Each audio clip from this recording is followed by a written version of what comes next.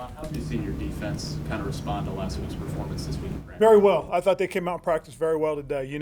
And we talked a little bit about it on Monday, and I appreciate the article that was written about how I was disappointed in the way we played the lazy football, and I clarified that with the players today and make sure they understood that. I was talking about playing and doing things the easy way, and we can't do that. We can't try to play backdoor and make plays. We can't let ourselves get scooped and two-hatted. That's taking the easy route, and I expressed that to them this morning. And so we were able to clear the air, and I really appreciated the way they came out and worked today. Not just them, but the whole team as a whole. And it just really felt like we put Atlanta behind. We're going forward, obviously, and because we've got a very good Cincinnati team coming in that we got to play against. There was a lot of praise on this offensive line. A guy like Ryan Khalil being the anchor, especially after missing him for the last 2 seasons, for most of the last 2 seasons, having him when there's so much chaos all around in this line, what does that mean? Well, whenever you can have a stabilizing force and something like that, Jordan, it's huge. And a great example was what happened on Sunday. To have 2 guys, one guy starting at right guard for the first time, another guy starting at left tackle for us with just 3 days of work was a tremendous credit to him. And as I said on Monday as well, the coaching staff. I mean, what John Matsko and Travell Wharton were able to do with those guys, help them out, coach them up, get them ready to play. And then again, the play calling. I think, what Norv and the offensive staffs had planned out really was great. And as I said, the most important thing was we had a chance to win. We didn't win, but we had a chance, and that's all you can ask for in a situation like that. Ryan said that one of the biggest differences he sees is how Matsko and Travell spend extra time with depth, not just on the field, but culture building as well. Absolutely. One of the things that we've talked about, as us, the philosophy as an organization as a whole, is that you've got to play your young guys and you've got to give them opportunities. Whether you're throwing them in there with the 1s or the 2s, if you always keep them there with the 3rds during training camp, they're not going to learn and grow. That's how we were able to have, a guy like Andrew Norwell come through for us when he was a rookie. So again, the things that Coach Matsko does, that Travell do, it helps to develop that kind of culture, that kind of core that you need, so that when anything happens, you can plug guys in and move guys around. And we're very fortunate to have coaches like that on our staff. This is the second week in a row you're playing a team coming off a Thursday night game. A lot's been made of how hard it is to play Sunday, Thursday, but how nice is it then if you're in that situation to get that kind of mini bye and to heal up and scheme up? It is. But again, no matter what it is, you still got to play the game. It doesn't matter, how many days you have off or anything, you still have to play the game. And so whether they get the extra few days or not, it's who we're playing. So we just deal with it, cope with it, and it's not an excuse. That's just the circumstances that we have, and you really can't let circumstances dictate it. You just got to live in the moment and play in the moment. One of the things we heard this offseason as far as Norv was related was trying to make the whole offense more efficient in camp specifically, and through 2 games, small sample size, but he's completing almost 70% of his passes. How do you feel that has actually gone? Well, I'd feel a lot better if we had won, that's for sure. But because he played a tremendous football game, and you see it. Everybody points to how many touches that Christian had come out of the backfield. Well, big part of the reason he did was because Cam went through his progression. He was patient. He went through his reads. He didn't try to force balls in, and he threw the checkdowns when he needed to, and that was huge because we had a lot of big plays off of him. And so again, I think it's all about, as he grows and continues to develop and understand, what's going on schematically with what Coach Turner has, you'll see things like that. You'll see, his completion ratio go up. You'll see guys making more big plays. A good example is the DJ Moore play. It was just a deep cross over the middle, but that was the second read. He hit him hit him across the middle, and Torrey had done such a great job screaming right through the middle of the defense that he pulled the safety and the linebacker out of there. And that all works together. You're talking about Christian. Clearly, 14 catches. That he may not do that every week, but he's going to be a big part of the passing offense. Your receivers, we're talking about kind of the selflessness that's kind of needed. Have you been on teams where maybe some of the wideouts wouldn't have been so cool with and I think they also understand too, though, is now all of a sudden those linebackers may not be dropping 12 to 15 yards deep anymore. They may be right at about 8. So those 16 and 18-yard digs are going to start opening up. Those post routes, those bang 8s, those things across the middle, they're going to start flashing a little bit more. So again, it's all going to work together. When like I said, Torrey goes screaming through the middle of the defense, and they're all running deep, and DJ's sitting wide open. I mean, that's a complementary route that you're going to see, and these short routes are all part of it. When you hear people say check down, a lot of it's like last option, just get a couple positive yards. But to have a weapon like Christian in that Right. role, how valuable can that be? It'd be very valuable. I mean, a couple of years ago, that was the idea when we drafted Christian, was to find that guy that Cam could get the ball to in a situation like that, in a tight situation, and not necessarily always a check down. I mean, part of it part of it is he is the primary route runner. I mean, again, part of it is looking and see what your matchups are, see whether they're in man, see whether they're in zone, and then go from there. And he's made a lot of good decisions in these first two games. So I'm real excited about the progress that Cam has showed in terms of understanding and getting a feel for what Coach Turner wants. AJ Green's been moved around a bit more, maybe from a receiver spot.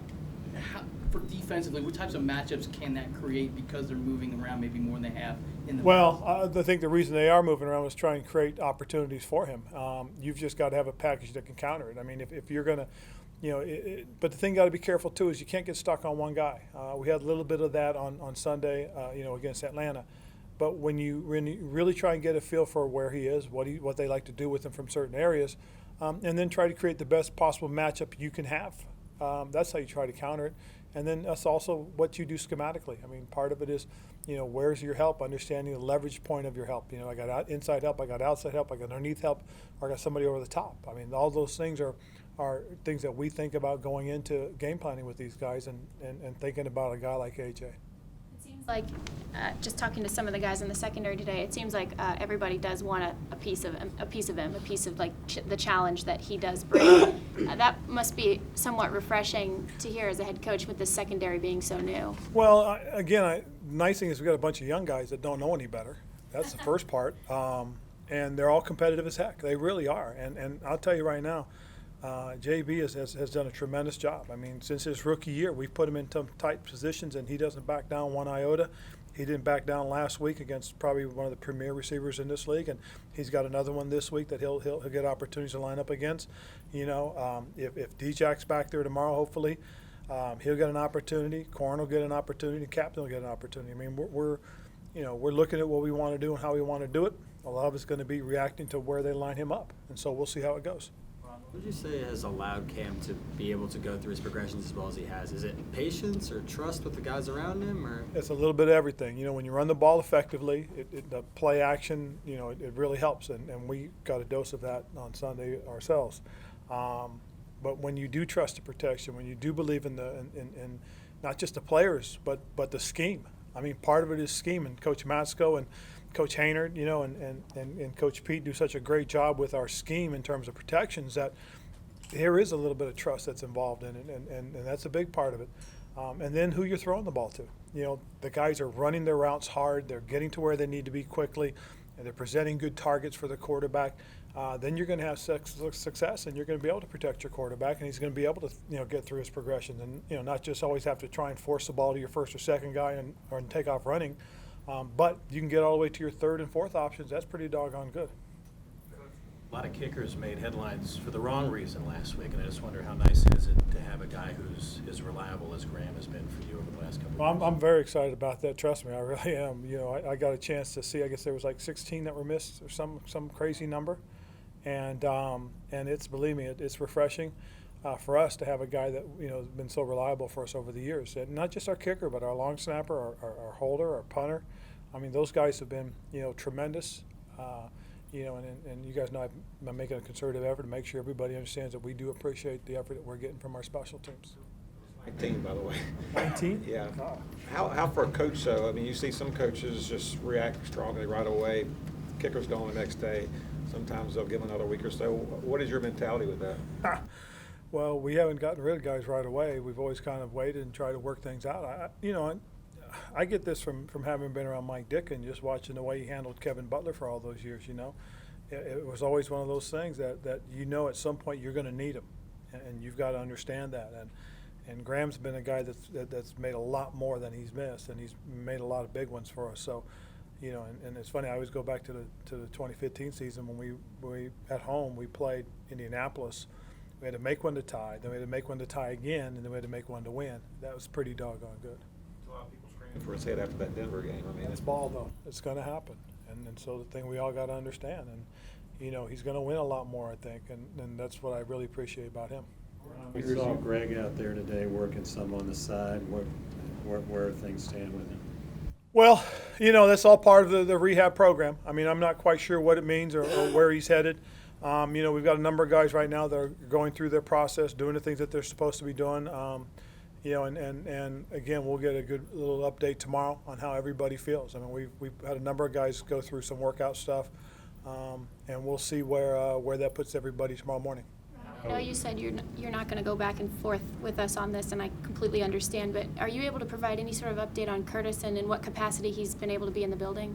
Other than they've started allowing him to do certain workouts, that's pretty much where he is. He has felt good, though. That's one of the nice things in talking with him. So everything looks promising, but we'll see. Again, he's still got to see the doctors, and you know, we're going to follow exactly what we're told. It appears like Joe Mixon's not going to be able to play, so that Marvin Lewis said today that that'll mean a bigger role for Gio Bernard, who had 135 yards. What sort of challenges does he present? You're looking at a guy that, you know, has a different style of running, but they're going to do what they do on the offense. They're going to run the types of running plays they run. They're going to run the play action passes that they run. They're going to run their routes. I mean, you're not going to change for one guy, and I still think it's a pretty good option for him. I really do. I mean, this guy's a starting running back in this league, so we've got to be ready for him, and you know, just understand who he is. I mean, that means guys spend a little bit more time watching his style of running in terms of their preparation, most certainly. This week you mentioned your hopes to see more of DJ Moore. What are your impressions of his ability to contribute more? Well, the biggest thing that you watch when you watch DJ is when the ball's in his hands. He's an elusive runner. He's tough to bring down on an arm tackle. It's kind of like having a running back playing wide receiver. He's solid. He's stout. He's a good route runner and good hands, and we have to find opportunities to get him the ball. The tough thing, too, though, is the guys that are playing in front of him all played very well. So that bodes well for us in one respect, but we most certainly do got to get the ball in his hands and create more opportunities for him. Greg was at practice today, and obviously he's still part of the rehab process, but how nice is it to have him out there kind of helping the tight end group grow as they're such a young group? It is a very young group, you know, and when you watch Ian and Chris and Alex, you know, those three guys are basically trying to do the tight end bulk. It's an interesting group of guys, and you throw Greg in the mix as the elder statesman. I think it's really good to have a guy like that whenever he can be out there and helping, you know, and giving advice. I mean, Greg's always willing, you guys know, to speak his mind. But what he says means a lot to those guys because, you know, again, look at the success he's had as a player in this league.